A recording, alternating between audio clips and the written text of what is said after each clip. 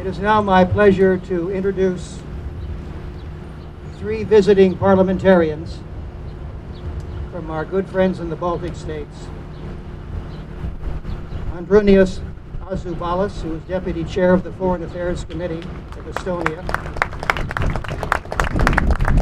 Marko Mihkelson, Chair of the Foreign Affairs Committee of the Estonian Parliament.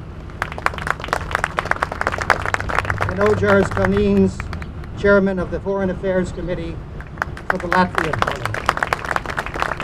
Gentlemen, if you will please come to the podium and make some brief remarks.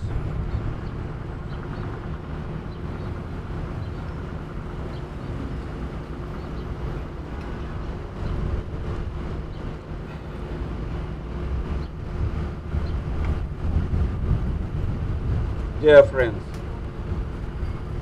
if any man disowned his past, he would be commanded to wander in the dark.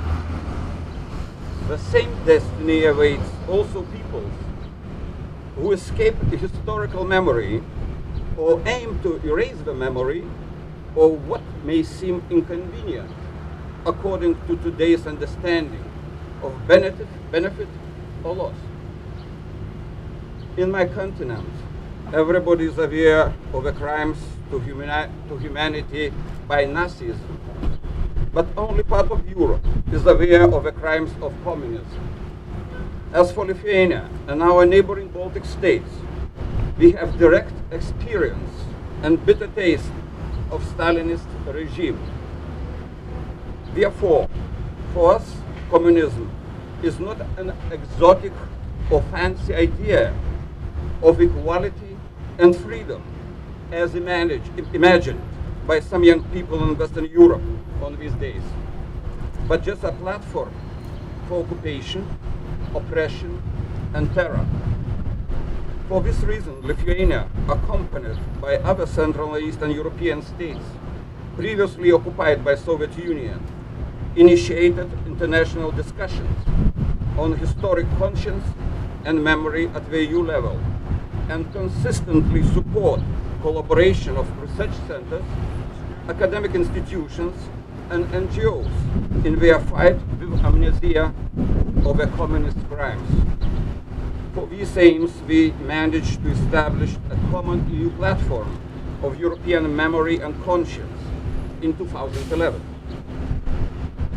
1 year later, on September 19, 2012, the resolution expressing support for designation of August 23 as Black Ribbon Day to recognize the victims of Soviet communist and Nazi regime was submitted in the United States Congress. Dear friends, I would like to use this special opportunity to express my sincere gratitude to Congressman Daniel Lundgren and Congressman John Shimkus for this courageous and important initiative, and hope that this resolution, or ones like it, will find its way by being re-registered and voted for in the 113th Congress.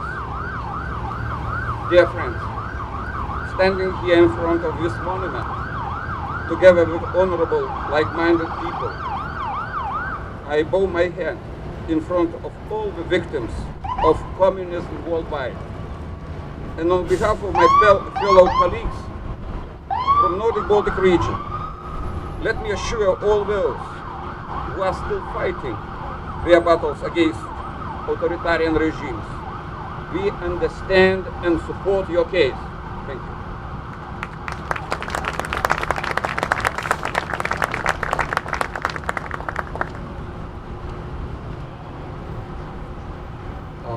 Every Latvian family in the world was affected by the deportations that took place in several waves, starting in 1941.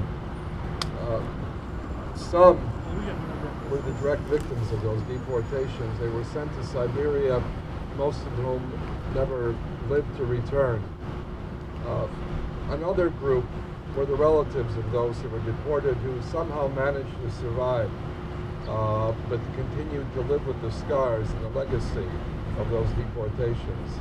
And there was another group of Latvians who somehow managed to escape to the West so they wouldn't be deported. I'm a product of that last group because my parents fled to the West after World War II. I was born in a displaced persons camp and eventually ended up here. And when I look at this monument, as much as I see it as a memorial to all those who died and who suffered, I also see it as a sign of hope. Because it was here in this country that the tens of thousands of Latvians, Lithuanians, and Estonians who managed to escape the terrorism of communism were able to try to rebuild the hope of reclaiming the independence of their countries. And thanks to the government of this country, that independence, that hope for independence was never abandoned. And thanks to the non-recognition policy of the United States of America, in 1991, when our people rose up again to reclaim that independence, we had a legal and a political basis to restore that independence. So that for me, this is a symbol of hope, not just for the rebirth of the 3 independent Baltic states, but I think it's a sign to all people who live under oppression, especially under communist oppression. But I think all oppression in the world is that you need support, you need allies, you need friends, but you have to believe in your people and you have to continue to fight in order to reclaim your lives and your right to exist on this planet. So I want to thank again everyone who supported us all those many years, 50 years, who never gave up hope. And I want to thank all those who are no longer with us, who were either sent to Siberia or who ended up here never living to see the independence of Latvia restored again. I think they're with us now, and I think they will be with us in the generations to come. But we will never let this happen again. Thank you.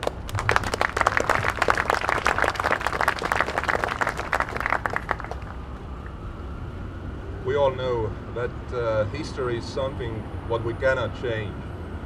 I studied history at a very historic moment for our nation. I went to the university in 1988 during Soviet Union times. We weren't sure how long Estonia will be under occupation, but we were sure that one day the freedom will be there again.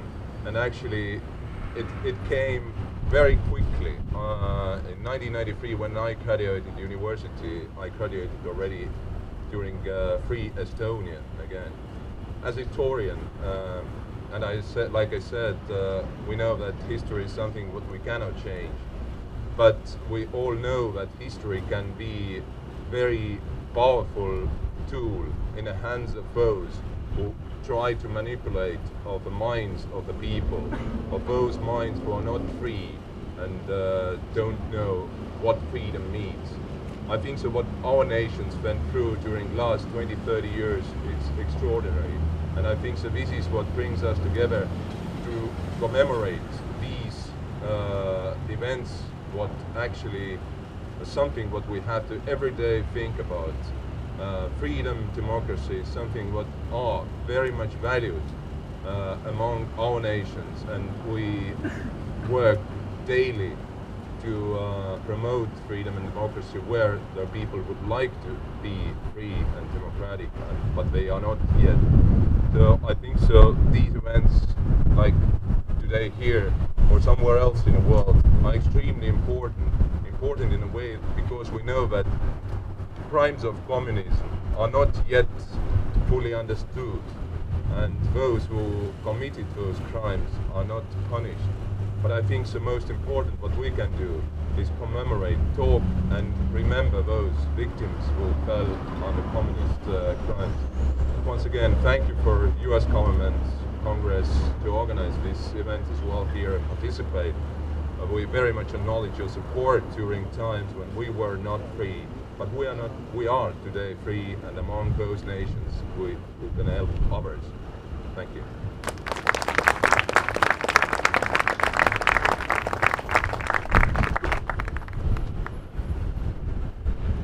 I'd like to also recognize that we have here with us the chairman of the Foreign Affairs Committees of Denmark,